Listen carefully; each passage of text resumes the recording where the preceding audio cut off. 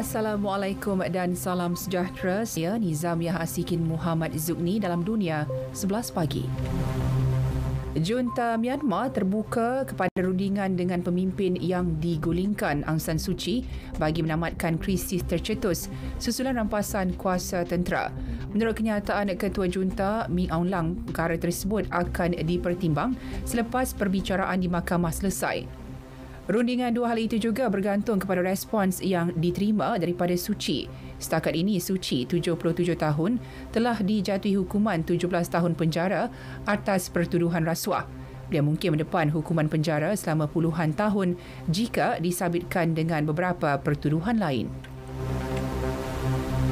Tabung Kewangan Antarabangsa IMF akan menyambung semula rundingan bantuan kewangan yang tergendala kepada Sri Lanka. Dalam satu kenyataan, IMF maklumkan untuk tujuan itu, pasukannya akan ke negara pulau tersebut minggu depan. Pada April, Colombo gagal membayar hutang asing berjumlah $51 bilion. Negara itu juga berusaha untuk mendapatkan dana kewangan IMF selepas beberapa bulan bergelut dengan kekurangan bekalan makanan, bahan bakar dan ubat-ubatan.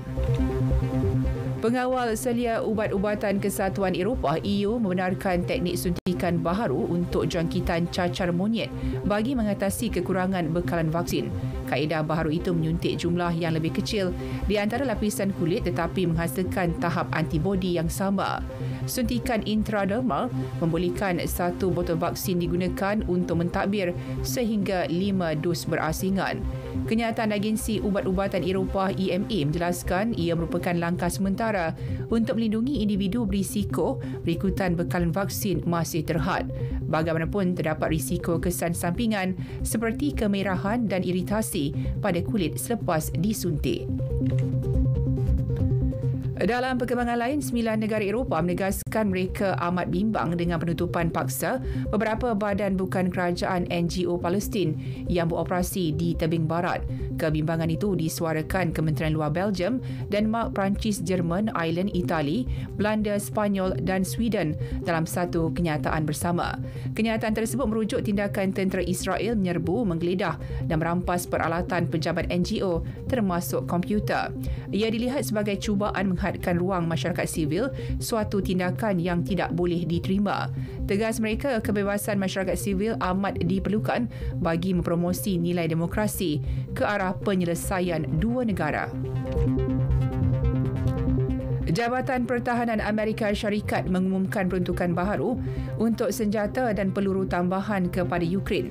Pakej peralatan pertahanan bernilai $775 juta itu termasuk perbekalan lebih banyak sistem roket artileri mobiliti tinggi. Menurut seorang pegawai kanan pertahanan, tentera Ukraine telah menggunakan 19 pakej bantuan ketenteraan yang disediakan Washington sejak pencerobohan Moskow pada 24 Februari lalu. Bagaimanapun, tentera Ukraine masih gagal merampas semula wilayah penting di timur dan selatan negara itu yang ditawan Rusia. Beberapa kawasan di bahagian pulau selatan New Zealand yang musnah akibat banjir akan mengambil masa bertahun-tahun untuk pulih. Daerah Nelson, Tasman paling teruk terjejas berikutan hujan lebat yang berlanjutan selama 3 hari. Datuk Bandar Nelson, Rachel Rees berkata beberapa jalan di bandar itu dinaiki air selepas tebing Sungai Matai pecah. Bekalan air kepada penduduk juga kritikal disebabkan saluran utama dari kolam takungan tempatan runtuh. Menteri Pengurusan Kecemasan Kieran McArnott mengesahkan lebih 400 keluarga dipindahkan.